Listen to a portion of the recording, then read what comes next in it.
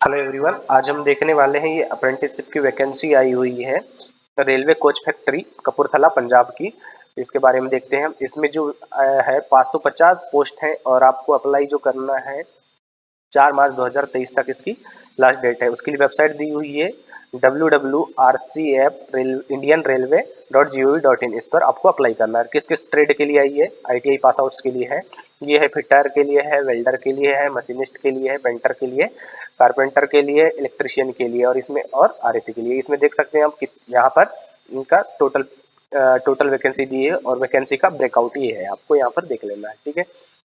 और इसका जो सिलेक्शन का जो मोड होगा वो प्योरली मेरिट बेसिस पर होगा। 10th प्लस आईटीआई के मार्क्स के अकॉर्डिंग आपका सिलेक्शन होगा और मेरिट बेसिस पर होगा, उससे शॉर्टलिस्ट किया जाएगा आपको। ओके। और आपका जो आईटीआई में है ये 50% होना बहुत ही जरूरी, सॉरी आईटीआई नहीं, ये आपकी 10th में 50% होना बहुत ही जरूरी है। यदि आप 10th में 50% से कम है आपका तो आप इसमें एलिजिबल नहीं हो पाएंगे। ठीक है।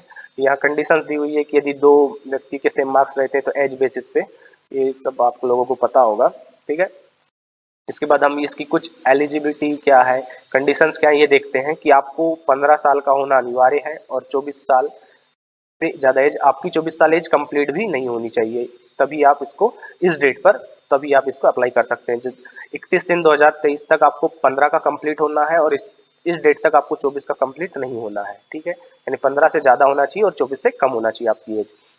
और यदि आपकी एज ज़्यादा है और आप किसी ट्राइब से बिलोंग करते हैं, एसटी एससी या ओबीसी से, तो आपको एज रिलैक्सेशन मिलेगा। तो इसमें जो 5 ईयर है वो एसटी एससी वालों को मिलेगा, 3 ईयर ओबीसी वालों को मिलेगा और 10 ईयर 10 साल जो है ये दिव्यांगजन और जो एक्स सर्विस मैन है उनको भी इसमें मिलेगा रिलैक्सेशन। ठीक है। जो अब फिजिकल हैंडीकैप की कंडीशंस क्या है यहाँ पर दी हुई है आपको, जो दिव्यांगजन है और एक्स सर्विस मैन के लिए कंडीशंस दी हुई है। ओके, देख लेना है। अब इसमें ये देखते हैं हम कि क्या मिनिमम क्वालिफिकेशन क्या चाहिए आपको। तो मिनिमम क्वालिफिकेशन आपका 10th होना चाहिए प्लस आईटीआई होना चाहिए और मैंने जैसे कि पहले बताया आपका 10th में 50% होना चाहिए। हाँ, और एक चीज इसमें ये ध्यान देना है आपने कि आपका जो सर्टिफिकेट है आईटीआई का वो नेशनल ट्रेड सर्टिफिकेट होना चाहिए, मतलब एनसीवीटी। इसमें एससीवीटी वाले अप्लाई नहीं कर पाएंगे, ये बहुत अच्छे से ध्यान रखना है आपने। एससीवीटी अप्लाई नहीं कर पाएगा। ठीक है।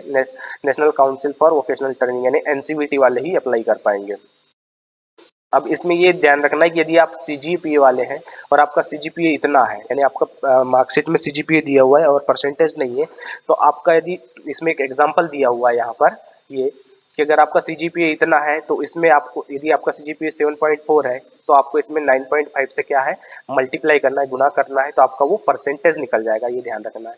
10th में भी आपके जो परसेंट है वो डालना है और आपको एवरेज मार्क्स निकालना है, तो आपके आईटीआई को और 10th के मार्क्स मार्क्स को क्या करना है, ऐड करना है और 2 से डिवाइड कर देना है, तो आपका एवरेज निकल जाएगा उससे। ओके।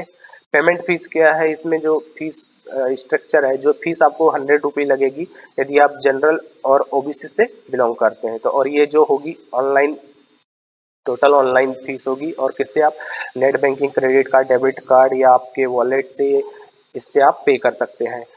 यदि आप एसटी एससी या दिव्यांगजन है या महिला है तो आपको फीस नहीं लगेगी। ठीक है, उसमें कोई भी फीस नहीं लगेगी। अब अप्लाई क्या कैसे करना है, तो आपको पहले ही बताया था मैंने, www.rcf.indianrailway.gov.in पर जाना है, वहां पर आपको अप्लाई करने का ऑप्शन मिलेगा, वहां से आपने अप्लाई कर लेना है। हाँ, ये ध्यान रखना है आपकी नेम, डेट ऑफ बर्थ सब, ये फादर्स नेम है जो आपकी 10th की मार्कशीट है उसके अकॉर्डिंग डालना है। ठीक है। और आपके पास एक्टिव मोबाइल नंबर होना चाहिए और वैलिड ईमेल आईडी होनी चाहिए, क्योंकि इस पे आपको ओटीपी मिलेगा तो आप वो ओटीपी डाल सके ताकि, और आपका जो भी डिटेल है वो आपकी 10th की आईटीआई के अकॉर्डिंग ही डालनी है, अदरवाइज आपका फॉर्म रिजेक्ट हो जाएगा। ओके। हाँ, और आपको क्या है, स्कैन अपना फोटोग्राफ, स्कैन फोटोग्राफ भी अपलोड करना होगा, जिसका साइज यहाँ दे रखा है 3.5 सेंटीमीटर से।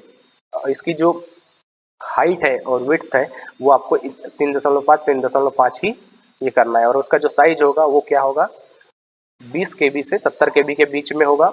और फोटो क्लियर होना चाहिए, इसमें कोई भी ब्लर नहीं होना चाहिए। ओके, ये ध्यान रखना है आपने।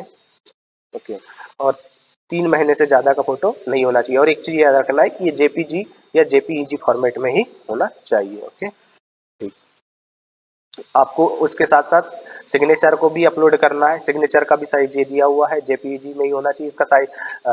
और ये डायमेंशन है, ये इतनी डायमेंशन होनी चाहिए उसकी, और उसका जो साइज दिया हुआ ये 20 KB से 30 KB के बीच होना चाहिए। ठीक है, लास्ट डेट वही है 4 मार्च 2023 तक आप इसको भर सकते हैं इस फॉर्म को। आपका जो ट्रेनिंग पीरियड स्टाइपेंड जो है वो आपको इसके अकॉर्डिंग मिलेगा। ठीक है, ठीक है, आपके एग्रीमेंट वहीं पता चलेगा, जो एग्रीमेंट भराया जाएगा, जो भी होगा, जो माइनर होगा उसके लिए एग्रीमेंट होगा। ओके, मेडिकल फिटनेस आपको एक्ट के अनुसार होनी चाहिए। ठीक है, अगर आपको कोई भी समस्या होती है तो आपके लिए हेल्प डेस्क खोला गया है, तो आप इस नंबर पर कॉल करके सुबह के 10 बजे से शाम के 5 बजे तक ये पता कर सकते हैं। ये संडे और हॉलीडे पे नहीं करना है बस। ठीक है, ये कुछ इंपॉर्टेंट इंस्ट्रक्शंस हैं, आप इनको देख सकते हैं। ठीक, आपको कोई जॉब वॉब का ये ऑफर नहीं करता है। यदि आप इसके लिए सोचेंगे कि जॉब का है तो ये जॉब ऑफर नहीं करता है, सिर्फ आपको 1 साल का अप्रेंटिसशिप ऑफर किया जाएगा, ये यहाँ इंस्ट्रक्शन में दिया हुआ है। ओके, और ये आपको मेडिकल फिटनेस सर्टिफिकेट देना होगा जब आपका सिलेक्शन हो जाएगा, और जब आप इसका फॉर्म भर लेंगे उसके बाद आपके जो एक्नॉलेजमेंट नंबर होगा, एक्नॉलेजमेंट जो निकलेगा, रिसिप्ट निकलेगी, तो उसको आपको संभाल के रखना है, क्योंकि वो आपके डॉक्यूमेंट वेरिफिकेशन के समय काम में आएगी। Okay, thank you.